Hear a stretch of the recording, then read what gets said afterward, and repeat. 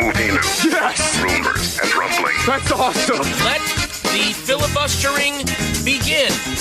It's time once again, Ma'am Fam, for a movie news, rumors, rumblings roundup. It's one of my favorite things we do here. When we last left you, the writers were going on strike. And update on that, they're still on strike. And now we have SAG/AFTRA threatening to go on strike. So that's where we are there. Still kind of holding out in terms of that. But we got a lot of other stuff to talk about in the movie news world. So welcome in. I'm Kent, joined by co-hosts Richard and Brian. Boys, how's the summer going? It's hot, man. It's hot. We live in Texas. That was a mistake. It's so humid in Dallas lately. It's never like very humid here, but this year, it's been rough. The most humidity. Yeah, I blame Biden personally, but no, it's good. It's been a good. I've had a pretty good summer. I'm leaving in a day or two for a cooler area for Colorado. I'm very excited about that, about summer vacation. But yeah, look, things are good. We have great AC. That's nice. It's good to have air conditioning here in the great state of Texas. And I've enjoyed the movie summers. I don't think I don't think Hollywood has enjoyed this summer very much, but generally speaking, I've enjoyed the movies. So I think they're about to get in a slightly better mood. Yeah. I think July is going to be nice. Yeah. Feels like we had some holdouts for July. Feels like most of the big movies are usually out by now. But studios are feeling more and more comfortable pushing this stuff into late summer, August, it seems. And that's fine, too. Yeah, let's spread the wealth a little bit. Sure. Yeah. Remember back in the old model days? Yeah, when May and June were just murderer's row of stuff. I mean, even pre-pandemic, it was like kind of taper. End of March pre-pandemic, they were pushing out summer movies. Right. And now they've seemed to have kind of, okay, let's get these later into the summer. I don't need the air conditioning in March, like the movie theater air conditioning. I need it now.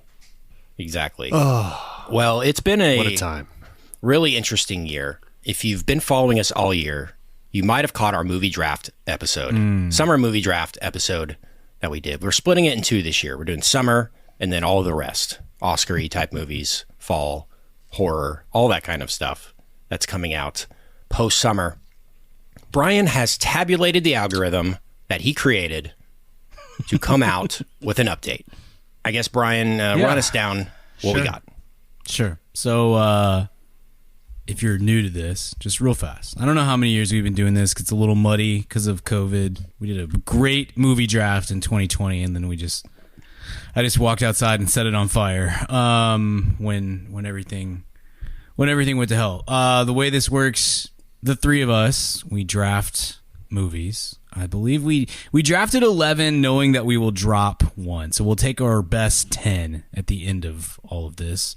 We drafted 11 movies each. We get points for how well they do at the box office, how well they do on Rotten Tomatoes, and how well they do with Letterboxd users. And it comes out to a total point accumulation at the end of this. And we declare a winner. And the important part of this is not that you win. It's that you don't lose, because the loser has to do a solo episode reviewing a movie of the winner's choice. So this past year, the 2022 movie draft, Kent, unfortunately for Kent, fortunately for the rest of us, lost the movie draft. Richard won.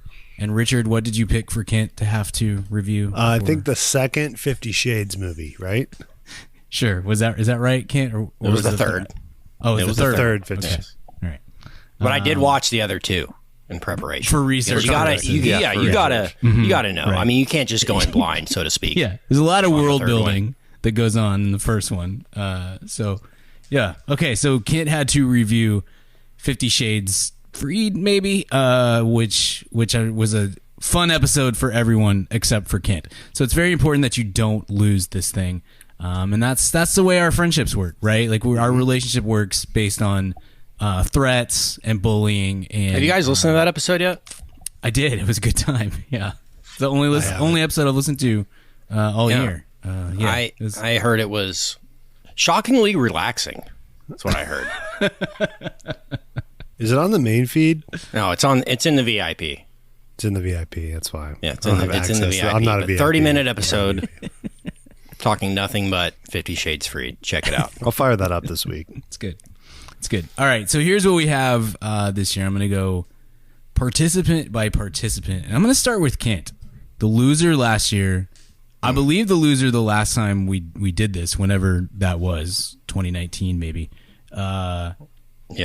Richard, Probably. he's looking pretty good. He's looking pretty good. I'm not willing quite yet to declare him the winner, but he's moving in that direction. Kent's movies are Super Mario Brothers, which is, at the time of this recording, I believe is the number one movie of the year. Not just box office wise, but in this game, due to its insane amount of money that it has made, it has overcome mediocre Rotten Tomatoes reviews and okay Letterboxd reviews. I don't want to brag on myself, but I think I got that in like the 6th or 7th round. So I think that might be the steal of the draft. You did not get it in the first round, which was a surprise. 'Cause I remember when we did this draft, it was like the day that the first Rotten Tomatoes scores came out. Yeah. And we were right nervous. when it came out. Yeah. Yeah. You got it at great value. It might have been the first overall pick had we not known the Rotten Tomatoes score. I imagine it probably would have. Yeah.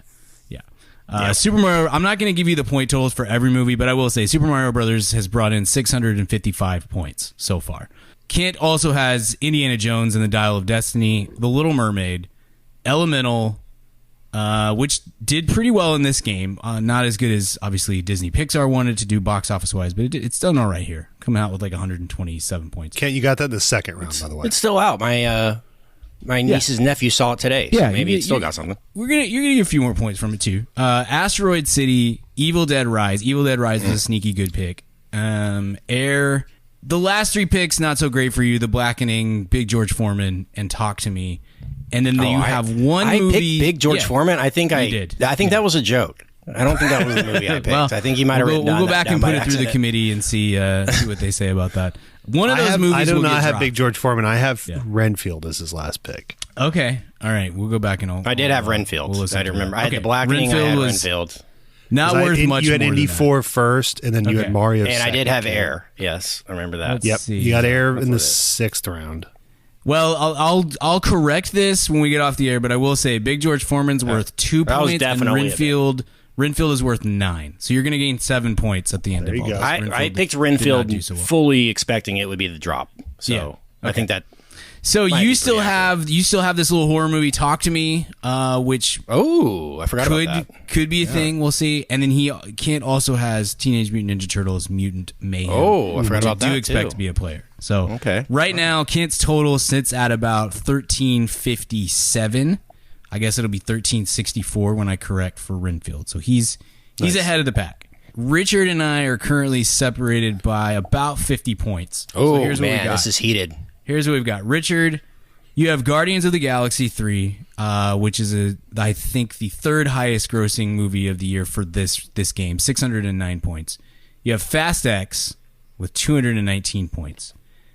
The Boogeyman, No Hard Feelings, Insidious Chapter 5, which won the weekend but got really poor reviews, so it's kind of middling. Yeah. The Pope's Exorcist, Book Club 2, The Next Adventure, The New Adventure. I'm not Already I'm on not really Peacock, sure. I think. Yeah. Yeah, it's there. And then Joyride, which also my wife really liked this weekend, but did not do super well at the box office. But you do still have Strays, which has like a late August release now, I think, on that one. Mm-hmm. And then you've got the Oppenheimer Barbie double feature that'll come out in a week here, and so we'll see how that goes. You're sitting at a total of 948 points right now, just this moment. My list, and I'm nervous, looks like this. I have Spider-Man Across the Spider-Verse, 611 points, doing quite well there. Yeah. And then I've got Transformers, Rise of the Beast, The Flash. Beau is Afraid, real whiff there. The Ruby Gillman Teenage Kraken movie, that also pretty big whiff. And then I've got a bunch of movies that are still sitting out there, and I don't feel great about any of them, except for Mission Impossible Dead Reckoning, which comes out this week. So we'll see what I do there. It's getting great reviews, but I think it's only tracking at like 60 or 70 million. We'll see how that goes overseas, especially. I also have Meg 2, The Trench, The Haunted Mansion, which I kind of feel like might be DOA the way this summer has gone. Blue Beetle, Gran Turismo, and Whitebird, A Wonder Story. Which the weirdest thing about The Haunted Mansion choice for me is I love Lakeith Stanfield. He's one of my top 10 favorite actors. But like, kids want to see Mr. Beast. You know, like they don't care about acting chops and like stuff like that. I mean, that movie should have been cast with JoJo Siwa and Mr. Beast. Go to the Haunted Mansion. They tried. They couldn't get them on the budget. So yeah, we'll see. Haunted Mansion, you know, Dude Perfect goes to the Haunted Mansion. Now Easy 100 million opening weekend.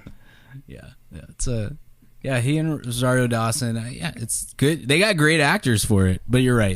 I'm not sure. Why are they targeting us though, and not the kids? If my kid didn't want to see it, I'm not going to take him, even if it appeals to adults, right? Right.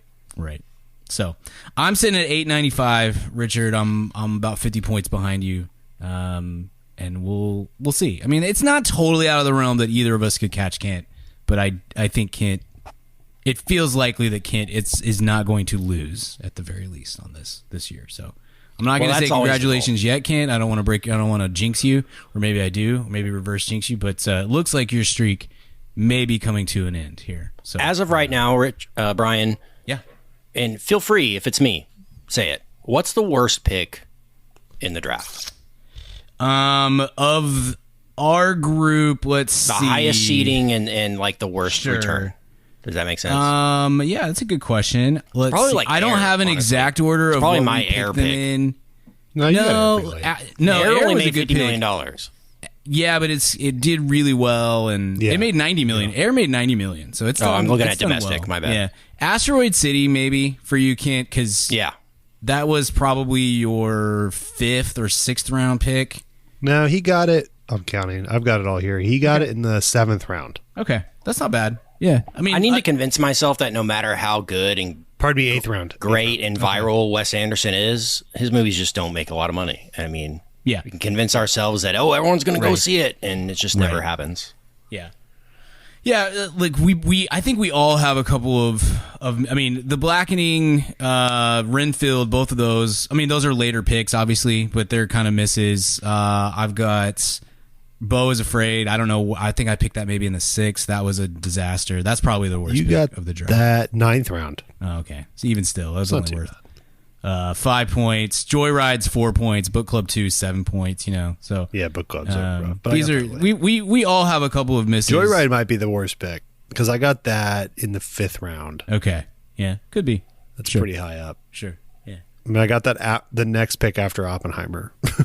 So yeah, we've all got a few misses. That is what I like about this game though. With 10 choices, the VIPs when they do it, they only get to do 8 because I have them in groups of 4 instead of groups of 3. But you know, you can take a couple of chances as long as you get something. As if you have a strong pick at the top, you're at least not going to immediately be sunk. But yeah, we each had a couple of bad picks somewhere in there.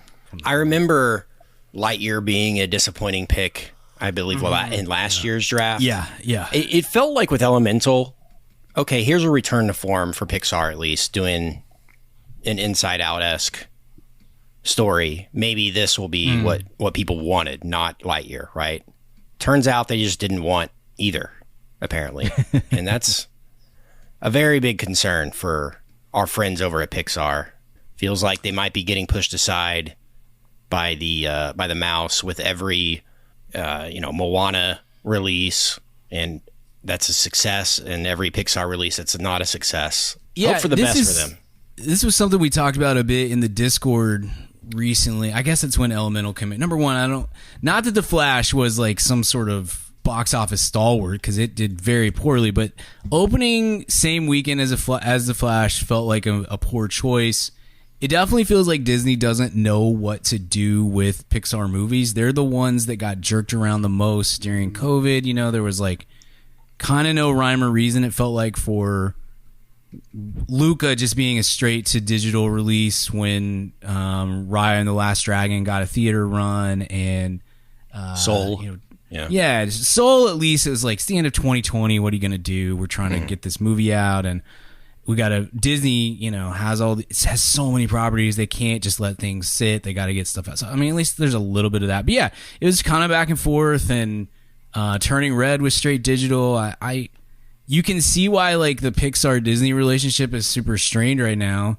And the kind of bummer of it is like, I think I looked, I don't know. I think with the exception of Lightyear, I think 4 of the last 5 movies that they've done are original films. They're not sequels. They're not Cars 4 or whatever else. It's just that the public is not super interested in what they're doing. I think that something that needs to happen there, and I don't know, one of you guys, I don't know if you have any thoughts on this, either of you, but like, I think that there's some staleness in the Pixar brand where when you have movies like Across the Spider-Verse and Puss in Boots that are doing like really, really interesting things with animation and look completely different than anything we've seen before and like exciting and new, and then pretty much every Pixar movie right now, it looks beautiful, but it's what we expect. It's it's kind of the exact same animation for almost every movie, at least to untrained eyes like mine, Right. And I think that there just probably needs to be some fresh voices in that room. Now, they laid off a lot of people a few weeks ago, and I don't think that went over well because it was a lot of the people that got laid off, were very important to that branch of the company and whatnot. But I understand the concept at least of like, hey, we got to get some new people in here because we're y'all are falling behind a little bit. And that's not just Pixar's fault. Disney Animation's in the same boat. But I don't know. I imagine those things, I think that's probably cyclical and it comes back around at some point, but I can see why Iger and the rest of Disney are like, we got to get something going here because this is kind of our flagship thing is the animation side of stuff, and we're really behind. Yeah, maybe step away from the 3D and do something a little bit different and see how that goes. Because I think the storytelling is usually there, but yeah, maybe it's just the visual element that doesn't draw people in nearly as much as it used to. Sure, with Pixar. Yeah, for sure. That'll be one to watch for sure. Let's talk a little bit about the second half of the year, fellas, because we do have a draft coming up for that after this one wraps up. After all the movies are out, the scores have been tabulated. We'll declare a winner later in the summer. But 2024 Best Picture odds as of right now, we've got at the top of the list. Can you guess? Killers of the Flower Moon. That's my guess. Richard? Napoleon? Killers of the Flower Moon is the top with plus 250. Right behind that, we have Oppenheimer, plus 500. Past Lives, plus 600. Yeah. Blitz, the Steve McQueen Blitzkrieg movie that's coming, apparently, plus 1,000. Maestro, Richard. I was going to say, dang it, Maestro would be my pick. Yeah, that's, I think, going to win everything. Put it in the call. Which one is that? I'm sorry. Is that the Bradley Cooper, yes. Leonard Bernstein movie? Sweet. Yeah. Lee, which is, I think, the Ted Danson, Robert E. Lee movie from Curb Your Enthusiasm that they're making into a real thing. No, I'm just kidding. It is based on the lives of Lee Miller. Okay. It's got Kate Winslet, Marion Cotillard, Skarsgård. So that seems to be some Oscar bait right there. The Color Purple, a new version of that. I thought that was a TV series, but I guess it's a movie. Yeah. Anatomy of a Fall at plus 1,100. I don't know what that is. Assume we all have a trailer soon. Dune Part 2 at plus 1,200. Have we gotten a trailer for that yet or any kind of tease? I don't think so. Yeah, there's a trailer out for Dune. Yeah. For Dune 2? Yeah. There's something out there. Yeah. I need to look at that. I've stopped seeking out trailers unless our friend Tanner makes them. But if like in theaters, then obviously, okay, whatever. I'm not trying to avoid them in theaters. But yeah, there's a Dune trailer out there. Congrats to, friend Tanner, Yeah. VIP, Discord, awesome, for winning a Golden Trailer Award, by the way. Yeah. So shout out. Takeover. Let's go. We're just, taking over the biz here. And Asteroid City at plus 1,400 is the last one on the list. Napoleon nowhere in sight, Richard, which leads me to the trailer reaction for Napoleon. Apple's Napoleon, Ridley Scott. We've got Joaquin Phoenix as Napoleon Bonaparte, Richard, what was your reaction? Really good trailer. I thought looks very opulent and all the things you could want. I liked. I know some people didn't, but I liked the color palette and everything about it. And obviously, I'm partial to a great Radiohead cover, music cue, needle drop there, so that worked for me. I thought it was cool. The crazy violent with the ice battle in Russia towards the end of the trailer looks very Ridley-ish and creepy and cool. So I think it'll be. I don't know. I think I'll enjoy it. Ridley's due. He makes bad movies, and then he'll make one where you go, oh yeah, he's great. So we thought that might be like The Last Duel, but it wasn't. So maybe it'll be this. What about you guys? Yeah, I thought it was awesome. I mean, Joaquin seems like perfect casting there. I saw some complaints that he doesn't have a French accent, but I prefer him not to try a French accent if he doesn't have to. If you're going to do a French accent, then you should speak French.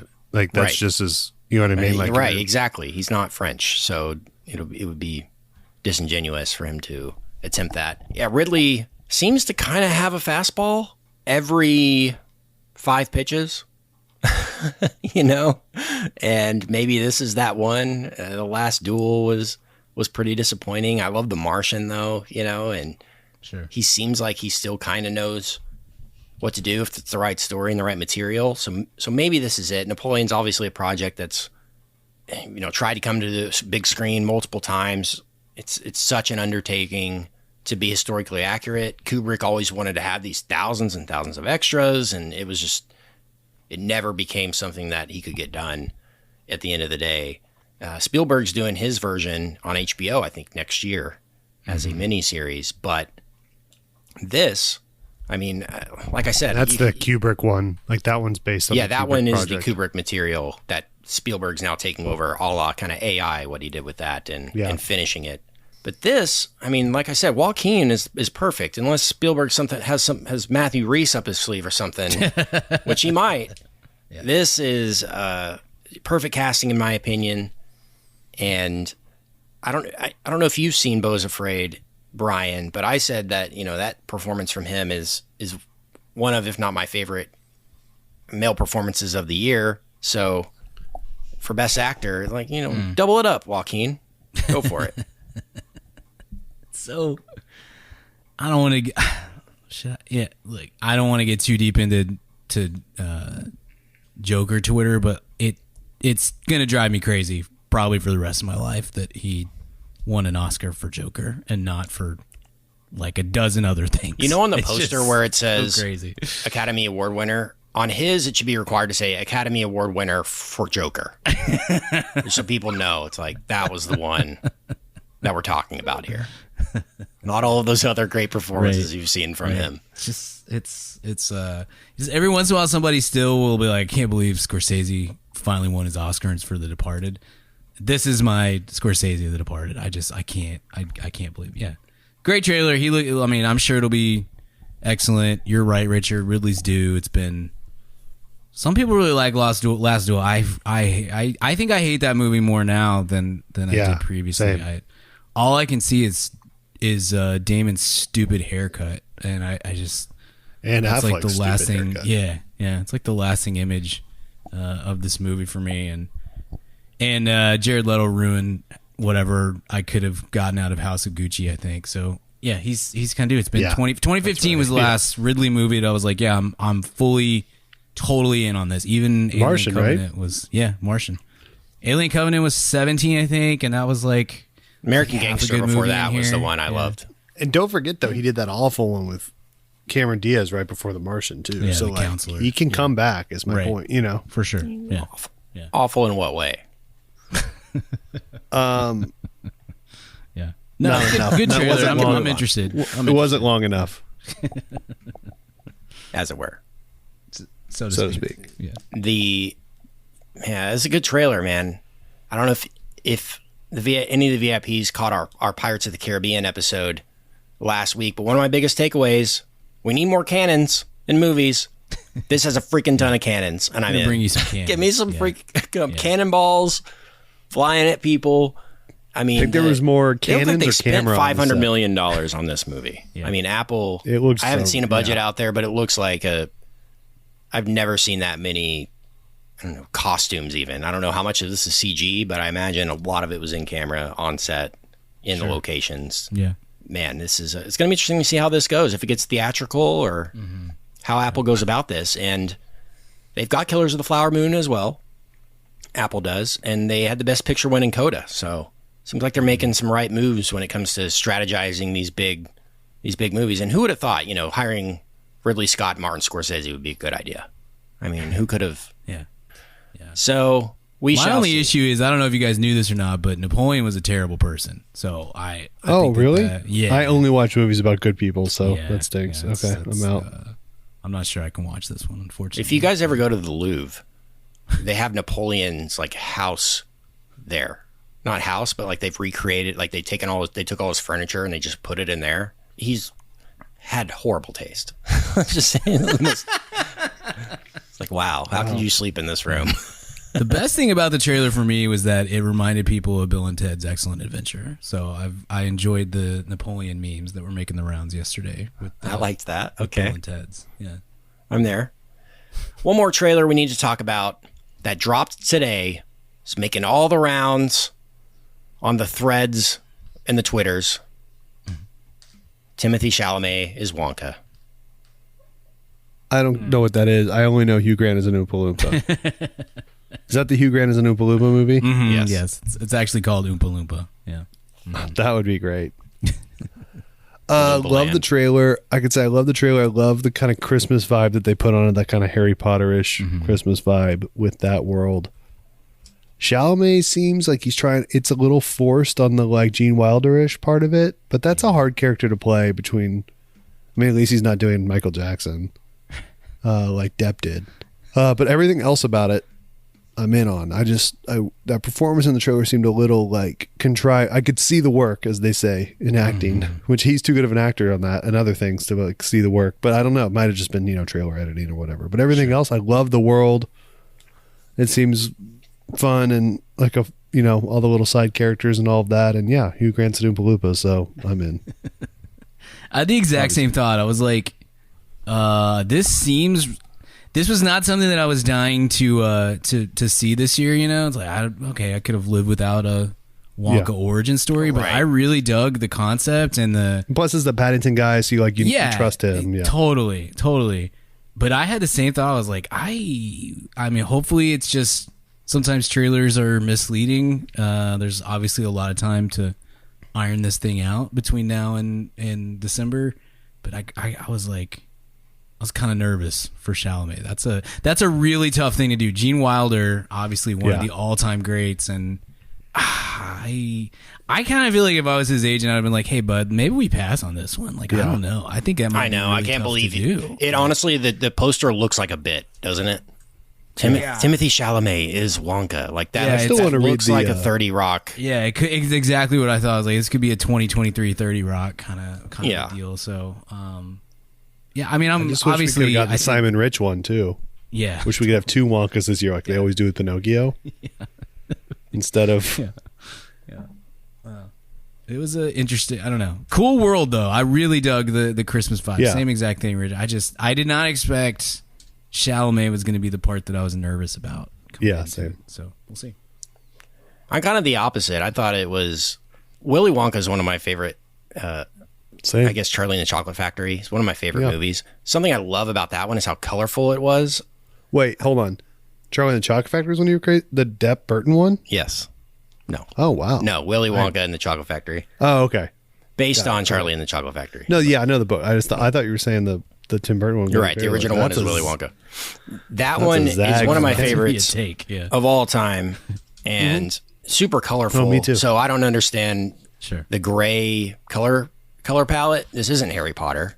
Hopefully, it gets really colorful later in the movie. Maybe that's just like him at his house, and he had to start. Yeah, well, he had to remember the start world rough. around the chocolate factory isn't colorful, right? Right. It's really drab and all of that, Yeah. even in that one. And then when you get into the factory, he brings the colors. So I think Right. maybe that was intentional there. I don't know, though. Hopefully, yeah. Maybe it's because the first one is just shot in the daytime the entire time, and I love Yeah. that. So maybe just give us some daylight. It felt like Oz the Great and Powerful, and How so I dare you. can't get that out of my mind. I'm out. Whoa. Hugh Grant would never do that. In the sense that let's reboot a character no one needs an origin story on, and hope this turns There's into no a way. franchise. I will go ahead and say it won't be that bad. Oh, and there's no chance because it has Chalamet in the lead. It's going to live and die by Chalamet, I think, as a movie. I think if that works, if he just crushes it, I think this is going to be obviously a big success. But if he doesn't, I can see it being a disappointment. So I think the music's going to be there. I think the direction's going to be there. And so we'll see if Chalamet can knock it out of the park. I'm kind of with you, Richard. It seemed a little forced, but hey, it's a trailer. And maybe we haven't seen him as Willy Wonka yet. So maybe when we're in it for an hour, we believe it a little bit more. We shall see. Do you want to make a podcast? Spotify's got a platform that lets you make one super easily, then distribute it everywhere, and even earn money all in one place for free. It's called Spotify for Podcasters, and here's how it works. Spotify for Podcasters lets you record and edit podcasts right from your phone or computer, so no matter what your setup's like, you can start creating today. Then, you can distribute your podcast to Spotify and everywhere else podcasts are heard. And video podcasts are also available on Spotify. With Spotify for Podcasters, you can earn money in a variety of ways, including ads and podcast subscriptions.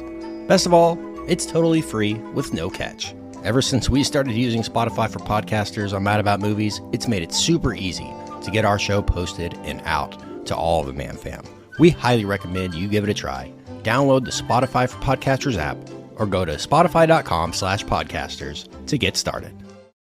All right, one more thing we need to do here before we get out of here. We're going to do a little special weekly recommends this week, and we're going to do a summer recommend. So 2 from each of us with a theme of summer. So let's do that. Weekly recommends.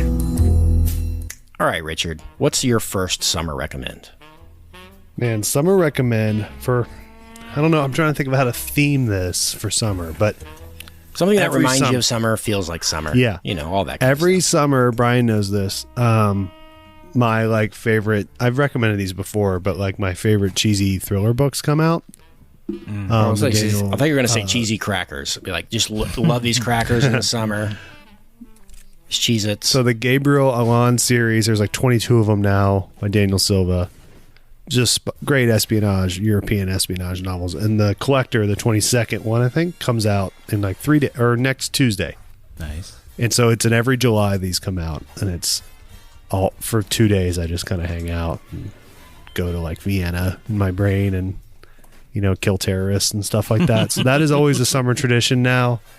Not for 22 summers, but for the last 4 or 5 summers. After I caught up on the back catalog, I've been reading those every summer. And so that's my first, The Collector by Daniel Silva, out next week. Very nice. I just finished the second book in this series. Yeah, he's catching up slowly but surely. 20 to go, man. You'll be fine. Yeah, it's fun. It's really, this is not the kind of book that I typically read, and really it's not the kind that Richard usually reads either. But I've recommended it to this series to other people since, and I've said the exact same. Hey, it's not usually what I read really, but I am really digging this, and this character is incredible, and just make it a Netflix show. It's not that you're totally HBO. right. It's kind of mind-boggling that this hasn't become an incredibly successful Netflix show, because it's just very ripe for the picking. So that's my first. We'll go round robin. Great.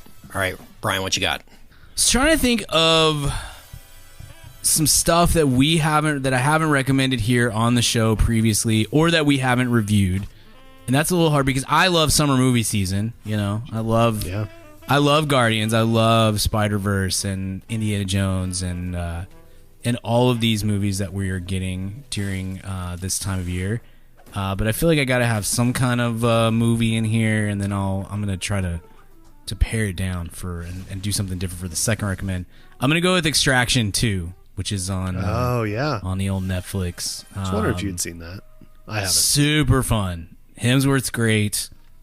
I'm missing a little something that I had to watch it in my house instead of on a screen, because there's a 20-minute action sequence that obviously is made to look like there's no cuts and whatnot. Mm-hmm. And I have the attention span of a tiny child, and so I had to take a break in the middle of the it's one just shot. I don't focus. I just don't focus well in my house and on the screen. So like if I had seen it in a movie theater, I think I would have enjoyed it even more. But even still, I thought it was really impressive and a very solid action movie. We're talking action movies in the VIP this week with our throwback. And I think this was a movie that would have made Bullet proud. It's super actiony and fun, and the prison breakout sequence is unbelievably cool. And Hemsworth great in it. And they could do 20 of these. You know, they could just pump these out forever. Yeah, the bit of him being essentially Liam Neeson in Taken, where you just got to go get someone out of somewhere, is a great bit. Yeah. But he's got this military precision to it. I like it. Yeah, that's a great comp. He's not as good at the bit as Neeson is, because no one is. Neeson's the goat of this kind of this trope. He's a more No, that's not right. He's the fight choreography. Yeah, the fight choreography in these movies is better. Yeah, he can do actual martial arts. Like, I don't think Liam Neeson's he's just a monster. Yeah, doing a ton of his own. Yeah, you forget high kicks. I always think of Hemsworth as like he's like 25, and that's not true. He's old. Like he's actually like he's in his he's mid 40s, right? Like he's an older dude because he broke kind of late. But anyway, yeah, Extraction 2 is a lot of. Extraction's really good. Jeremy Renner's 52, by the way. Yeah, wow. He looks it though a little bit. He kind of looks it. He let that rock band lifestyle, you know, that really. If you want the ultimate, you got to be willing to pay the ultimate price, bro. Put a few wrinkles on the face. So, yeah. Anyway, Extraction 2. Those are snowplow lines, bro. Those aren't wrinkles. That's true. God. Wow. All right. Extraction 2 is a good one. I still haven't watched that, but it's on the list of 2023 movies that I gotta get in on before the final list is revealed at the end of the year. Man, I went back and watched this movie. It feels like I try to watch it every summer. Sometimes I miss it. It wasn't a big part of the wife's life growing up, but it's a huge part of mine. I rewatched it this year, and it's just as good, if not better, than it's ever been. 30 Years of the Sandlot, boys. Yeah, let's go. Yeah. Perfect movie. Watched it on the 4th. With just as good, just as funny as ever. Impeccably directed. Great, extremely well written. Every kid actor is good in it. There's not one annoying kid in the entire movie, which rarely you can say with a movie that stars all kids, especially. And, great, father-son kind of baseball story at the heart of it. So it's got the funny stuff, the action, but also, it hits a home run in the heart department. So The Sandlot, if you never grew up on it, watch it. You'll like it as an adult, but I'm sure your kids will love it too. But it's a great movie. I don't have kids, and I think it holds up a lot better than a lot of movies that were made for kids around that time. I watched Mighty Ducks in the past month as well. And it does not hold up as great as The Sandlot. So I will say The Sandlot has stood the test of time for sure. But I love the Mighty Ducks. Not to say I don't love it. Just it's not a masterpiece. All right. Sandlot is my first summer recommend. Hottest take. Not a Sandlot fan. Wow. Didn't like it as a kid. Don't like it as an adult. And for exactly the opposite, you guys are probably right, by the way. I'm wrong. But I find every single kid in that movie annoying. And I hated them when I was a kid, and I hate them now. Man. So I think it's with how it's written, where not any one of them is on screen too long. Yeah, no, you're right. Mathematically, you're right. Yeah. I'm just saying, in my heart, I'm right. It's got that Spielberg-y, twinkly stuff to it too. I can't believe how good Little Big League Patrick was Renna way better. was. Yeah, Patrick Renna in Little Big League is, in The Big Green as well is great. But Patrick Renna was such a ham. How did they find that kid, right? He just makes the movie. And, Benny. There needs to be a documentary about Benny the Jet. Because he just, retired into normal life. And it doesn't do any of the Sandlot reunions or anything. And he's this he iconic got child Me star. Too pretty hard, right? Did he? I think he was like a fireman, and then there was something weird. He had something happen recently. The domestic abuse, I think. Oh, no. Yeah. Well, that's part of the doc. Sorry, Yeah. He was at the most recent one they did, though. The most recent, It was this year. It's The 30th, maybe the beginning of I don't think he baseball was there season for or something. 25, but he might have been there for 30. Yeah. Right. Well, there you go. Hold on, I want to say Patrick Renna looks the exact same, by the way. Like, the only one I think that it looks was not just domestic like, assault. It was felony assault. Oh. Because he went up to someone who was trick or Somebody treating. was like, Benny the Jet. He's like, I'm not Benny the Jet anymore. They pinned him down because they said he was handing out drug-laced candy. They put him in a chokehold, but then he wasn't on Halloween. Okay. And he Okay. wasn't. All right. He wasn't handing out drug-laced candy. I mean, right. Maybe it was that person that was crazy that thought he was handing out drug-laced candy. Oh. Justice for Benny. Hashtag. All right, there's Suspended my without recommend. pay for 6 The months, Sandlot. but now he's back. The scene where they play baseball in the fireworks is incredible. So well done. Most So good. patriotic scene in all of movies, I feel like. Yeah. Yes. 4th of July is the only time. Like 4th of July and like World Cup is when I get patriotic. That's it. Every other time, I'm like, I'm fine, whatever. But 4th of July, I'm in. Watch Sandlot with Coop on Tuesday morning and love it. Love that movie. Good call. Very summery. Yes. The Wendy Peppercorn scene still so good. So funny. So many summer moments. All right. What's your next recommend, Richard? Yeah, so I'm trying to. I'm audible, and I have one here, but I don't know if it's summary. It's a podcast. I'm going to go ahead and go with it. But if summer you're on a road trip, you need a podcast. There's my spin. There we go. Okay. It's a narrative podcast. Are you guys familiar with Fat Leonard? No. Okay, Fat Leonard is a narrative podcast from the guys who Man, wrote I the thought you joke. were going to give me a nice little summer recommend here on a narrative podcast, but go ahead. On I don't know if there's another narrative podcast out there worth promoting, but I know. I will. I got you. Yours is great. I apologize. But I haven't finished it yet. It could have a bad turn. yeah, I'm it only 4 does. in. Yeah, the last episode. fifth episode it'll could turn be like you. the- Knowing you, it'll turn you. Yeah, the Sandlot rules and all that. Yeah. No, it's called Fat Leonard. It's from the guys that wrote the Joe Low book, Bradley Wright Yeah. and Tom something. Okay, and it's this guy, Malaysian gentleman, who just like started hooking up all these admirals in the South China Sea, U.S. admirals, with like drugs and hookers and stuff, and then basically got like $2 billion of naval contracts off of them, and then ended up kind of being the fall guy for it, even though he's just like a seaport dude. It's kind of a shady business running seaports, and then he came to America and was in jail, but then he had some health problems, and this is not spoiler, this is all like in the first episode. And then he gets out on house arrest, and then he escapes to Venezuela, and they catch him flying to Russia. Anyway, the cool thing about this is it's a narrative podcast about this guy. Fat Leonard was his name because he's a large gentleman.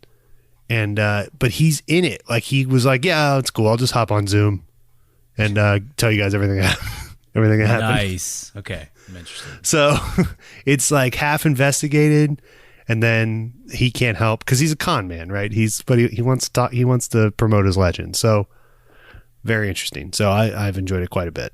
So that's if you're on a good road trip. It's also like kind of for, I would say, people of maybe disparate road trip stuff. Like, some people like music, some people, some people like true crime podcasts, some people like sports podcasts, whatever. It's pretty good. I mean, adult only. I wouldn't play for kids, but like if you're on the road trip with the wife or husband, this is a good kind of neutral story to kill 4 hours. Sure. So Nice. Fat Leonard. Love it. We need a Fat Albert narrative podcast, though. Hey. Now, he did get Me Too'd, right? Yes. Well, he got released. creator. So, prove it. That's kind of his bit, right? According to Felicia Rashad, maybe not, Fair. What you got, Brian? All right, so I'm going to recommend a TV show. Summer for me is a lot of working from home. I have the kid. Lindsay summer's usually less busy work for me. I don't have leagues or anything like that, so it's a lot of just like emailing and like just kind of planning for the year. So I end up working from home a lot and hang out with Coop. and I need background shows when I'm at home, because God forbid I have even 3 minutes of actual silence in my ears. That's immediate suicide. Yeah. Yeah, I can't. I just immediately start thinking about really dark stuff. If there's like any Happening. silence, can't do it. So post having to watch Ezra Miller be the Flash, I went and I started watching the Flash series. It's on Netflix. It was a CW show. I probably have watched the first two and a half, maybe 3 seasons when it was on, like when it was on the air. Right now I'm watched that for some reason. Yeah, so right now I'm still in the kind of the rewatch phase. I think I've just got towards the end of season 2 here. And it's a quality background show. It's on a scale of 1 to Bones, where would you rank it? I knew when this was going to be my recommend that Bones would end up coming up. Look, it's the Borny as Nation.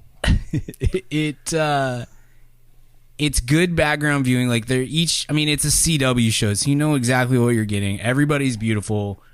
All of the plots are not self-contained because they do big arcs through the course of the season, but they do a lot of like Monster of the Week kind of stuff. And when we did that episode that can't mysteriously be missed, Shane mentioned like in the comics, I guess. The Flash's whole bit basically is like, hey, I screwed. You told me not to do this. I did it anyway. I screwed it up, and now I need help fixing it. And then they go and fix it. And that's kind of what the show is. And there's like there's a pretty chill rhythm to that I appreciate during the summer months when I just need something just above noise, you know, in the background. It's fun. It's entertaining. There's not any real depth to it. You can leave the room for 10 minutes and still come back and be like, oh yeah, I totally know what's going on here. It's not The Wire, you know, or something like that. But if you like superhero movies and have been disappointed by either The Flash or even, you know, Ant-Man or some of the other superhero stuff that has come our way over the course of this year, it's kind of scratching that itch for me, and it's a nice little background show. I don't know if I'm going to finish it because it's like 9 seasons. That's a lot of episodes of television, and it's still like the old school. So I think there's like 20 plus episodes for most of these seasons. I may dip out at some point, but at the moment, it's meeting the need of a background show that's pretty entertaining. So all 9 seasons on Netflix currently. Have you watched any of Superman and Lois? I watched a little bit. I like Superman. I don't really Tyler like Hoechlin? Lois. Yeah, I like Tyler. I think that guy is really good. Like, I think he's too good for the show for a CW show. I think he could be somebody in the future. He's really good. Loved him, and everybody wants him. I don't really love her very much. So I couldn't. It's the same with. I watched a little bit of Supergirl, and I had the same thing. I was like, I love Supergirl. Some of these supporting characters are kind of driving me crazy. I can't. Her character really grew on me. I was the same way when I started it, but the more I watched, the more I enjoyed it. I actually like the Smallville stuff in Superman. I know that's super lame, but I like the small town feel of Superman sometimes, and this kind of scratches that itch too. You know, the kids. He's got kids in high school, and they're playing sports, and it's got a little Friday Night Lights element to it. I like it. Okay, sure. So I think see that. It's got 3 seasons out right now, and its 3rd season just wrapped up. So nice. That's one of the best versions of Superman I've seen. At least in terms of just, good. I can turn it on every week, and it's going to be a kill the bad guy of the week, and it's done. You know, at a B level. That's all I care about. That's all I need. The further we get from having from doing sitcoms, I find myself gravitating more and more to this kind of show, especially within this context, because it's a very familiar rhythm. And that's like half of what I'm looking for in this, Right. when I'm talking about a background show or an end of the night show or, whatever else. Like, oh, what did we watch? Lindsay and I watched something together recently, and I can't even remember what, but it was like we were binging Yellow Jackets, and I was just like, I can't do 3 episodes of this, like even 2, like this is just so intense and heavy, and like even the score of Yellow Jackets is off-putting and unintentionally and whatnot. It's like, I just need a palate cleanser at the end of this. I can't remember but that's the kind of thing that I end up wanting in those contexts, is just, all right, I've seen The Office 4,000 times. I'm sure I'll watch it another 4,000 times, but we're not really adding any sitcoms to the list of shows that I like am going to rewatch in the future, or that I care about, or that I had like a cultural moment with or anything. And maybe that'll come back around, but it's not right now. And so this kind of show, Kent, is like kind of the thing that kind of fills that gap for me at this point, just Nice. because of the rhythm of it and the familiarity. Yeah, these CW shows seem to resonate, and they seem to refuse to translate that to the big screen or risk that. But Sure. I'm not sure. Well, they a lot know of what they're people doing. Again, I know they're two different divisions. I'm willing to bet you but- that a movie version of The Flash show would have done better than The Flash. I do too. It definitely would. I understood the concept of what they were saying when it's like, hey, that's a TV show and this is a movie, and this world would not have made $1 billion. And I agree.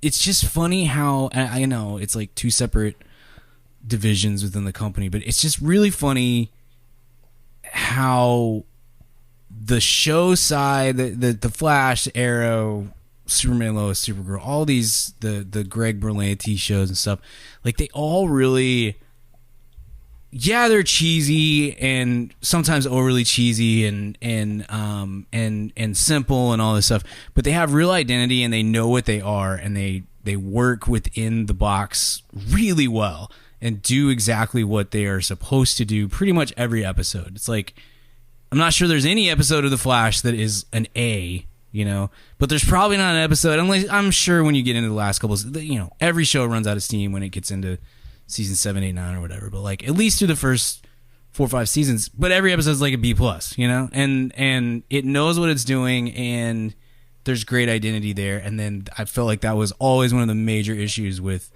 the DC Extended Universe, especially under Snyder, and then the ramifications of that later is just like, y'all just don't know even what your identity is or what you're trying to do. It's very odd that both of those things exist essentially within the same universe, at the same time. It's weird. It's weird. 9 seasons of The Flash. They've been making it basically as long as this pod's been on the air. That's mind blowing.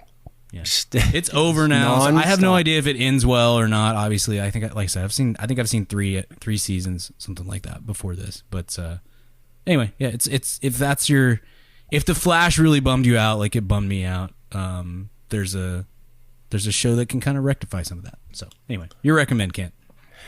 Yeah, I'll recommend a TV show that's starting its final season in a week or two. How To with John Wilson, and it's HBO. Max, whatever you want to call it. It's basically a guy that films around New York and then just kind of narrates over it and edits it together in a funny way. It's got stories. He interviews just incredibly interesting people, and it's got a lot of heart to it. Super funny, and like such an easy have on the background type show that you can tune into, Brian, for 5 minutes here and there and get something out of it. It's very funny and sad to see it come to an end, but I don't think you can keep this bit going on forever. But no idea what John Wilson's gonna do from here, because this seems to be like his bit. His entire personality is kind of this show. So don't know what if he'll have another show, a la, Nathan For You, The Rehearsal, kind of a sequel, build on that last show, do some, I always say, if you've never seen Nathan For You, which I'll recommend that to you fellas, that Nathan For You is kind of the Seinfeld and the rehearsals like the Curb, right? If you weren't into Seinfeld, you won't get Curb as much, but if you were, you'll really get it. That's kind of how I feel about both of those. So yeah, I don't know if his contract's up with HBO. They're not renewing it. If he decided to end this, I don't know. But it's only been 3 seasons, and it seems to be very, very cheap to produce. So we shall see what he does from here. But gosh, what a funny, funny show it is. And last season premieres here at the end of July. So check that out for a summer recommend. Sideshow recommend. I've been watching Prehistoric Planet Season 2, fellas. Nice. Love it. Nice. I'm a big Planet Earth guy in general. Love the David Attenborough, BBC nature docs. So relaxing to unwind to. And yeah, you add dinosaurs to that, I'm in. And it's like the best CG you've ever seen. With the everything's basically, photoreal. It's pretty amazing. So Prehistoric Planet. I think that one's on Apple, but I'm not sure. There you go. There's some summer recommends for everyone. We hope you're having a wonderful summer. Get out and see a movie. Go do the Barbie Oppenheimer double feature. By the way, we've got some merch for Barbie and Oppenheimer on our merch store. Yeah, we do. MadAboutMoviesPodcast.com. Click on store. And we've got a Oppenheimer I Hardly Know Her t-shirt for all the dads out there. And we have a Greta Gang, updated Greta Gang shirt with Barbie movie on there. It's got, Lady Bird logo. It's got our filmography on the back and Greta on the front. So rep Greta or Oppenheimer. Coming up very soon. We'll be back to talk about both of those very soon as well. But until then, we'll see you at the cinema. Goodbye.